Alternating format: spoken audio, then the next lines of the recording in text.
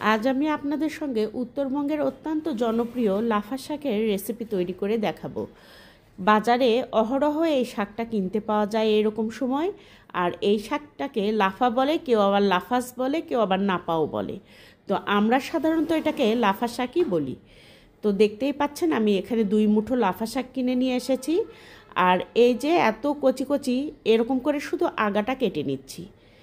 খুবই নরম ছিল আজকের শাকগুলো, সেই জন্য আলাদা আলাদা করে পাতার ডাঁটি কেটে নিতে হয়নি, শুধু শিকড়টা ফেলে এরকম ছোট ছোট করে কেটে নিয়েছি। দেখতে ছোট্ট ছোট্ট কিউট মিষ্টি লাউ পাতার মতো। আর শাকগুলো সব একখানে বেছে নিয়ে মুঠি করে নিয়ে চাকু দিয়ে একটু কেটে নিচ্ছি ছোট ছোট করে। এই শাকটা খেতে বেশ ভালোই লাগে। আর আজকে আমি এই শাকটা রান্না করব খুব সুন্দর করে চচ্চড়ি। আর এই শাকগুলো এখন পরিষ্কার পানিতে ভালোভাবে ধুয়ে নেব। আর দেখতে পাচ্ছেন এখানে ফ্রাই প্যান নিয়েছি, তাতে একটুখানি সর্ষের তেল দিয়ে দিলাম, আর দিয়ে দিলাম রসুন থেঁতো। রসুন থেঁতোটা দিয়ে এখানে কয়েকটা কাঁচামরিচ দেব, আর কিছু পেঁয়াজ কুচি দিয়ে দিব। দিয়ে এগুলো খুব সুন্দর করে একটু ভেজে নেব। খানিকটা একটু গোটা জিরা ফোড়নের জন্য দিয়ে দিলাম। দিয়ে আবার খুব ভালোভাবে এগুলো একটু ভাজতে দেব। আর সামান্য একটু চিংড়ি মাছ 1 মুঠ পরিমাণ দেশি ছোট চিংড়ি এই ফাঁকে দিয়ে দিলাম। চিংড়ি মাছগুলোও খুব সুন্দর করে ভাজা ভাজা করে নিচ্ছি। আর একটুখানি কাঁচা পেঁয়াজ তার সঙ্গে দিয়ে দিলাম। ওই মনের শান্তির জন্য এরকম করে আমি অনেক সময় চচ্চড়িতে দেই। আজকে চচ্চড়িটা হাতে মাখানো করছি না, তাই একটুখানি কাঁচা পেঁয়াজ দিলাম। দিয়েছি এখানে 1/2 চা চামচ আদা রসুন জিরার বাটা, দিয়ে দিলাম 1 চা চামচ লবণ, 1/2 চা চামচ হলুদ গুঁড়া, আর দিয়ে দিব 1/2 চা চামচ গুঁড়ামরিচ, কারণ কাঁচামরিচ এর সঙ্গে অ্যাড করেছি সেই জন্য। সবগুলো দিয়ে একটুখানি আবারও ভাজা ভাজা করে নিলাম। আর এখন একটু পানি দিয়ে দিলাম। এই পানিতেই রান্না হয়ে যাবে।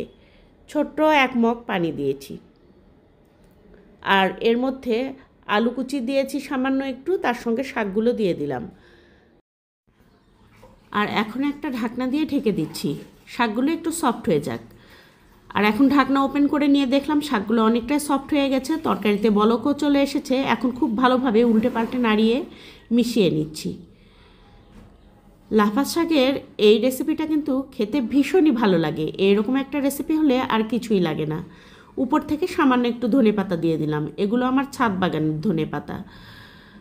আর এখন অনেকটাই পানি কমে গেছে, সবজিটাও খুব সুন্দর হয়ে সিদ্ধ হয়ে গেছে। একটু নাড়িয়ে দিয়ে আবারও ঢেকে রাখলাম, একদম পানি কমে যাওয়া পর্যন্ত অপেক্ষা করব। আর এখন পানি একদমই কমে গেছে। সুন্দর করে একটু কড়াইয়ের মধ্যে ভাজা ভাজা করে নিলাম। আর এরকম করে ভাজা ভাজা করে নিয়েই আমি গ্যাসের চুলাটা অফ করে দিয়েছি।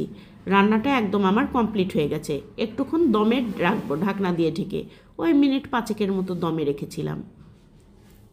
আর এখন একটা সার্ভিং ডিশে এগুলো ঢেলে নিচ্ছি। রান্নাটা একদম কমপ্লিট হয়ে গেছে। একটা রেসিপি হলেই আর কিছুই প্রয়োজন নাই, এটা এতটাই মজা খেতে।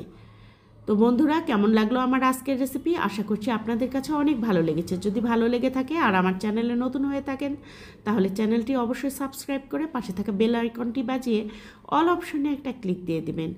আর ভিডিওটা কোনো অংশ যদি একটু আপনাদের ভালো লাগে, তাহলে অবশ্যই একটা লাইক দিয়ে কমেন্ট করে যাবেন যে ভিডিওটা আপনাদের কেমন লাগলো। আর লাফা শাক কে কে খেয়েছেন অবশ্যই কমেন্টে বলবেন। তো বন্ধুরা, সবাই ভালো থাকবেন, সুস্থ থাকবেন। দেখা হচ্ছে নেক্সট ভিডিওতে। সে পর্যন্ত বিদায়। আল্লাহ হাফেজ।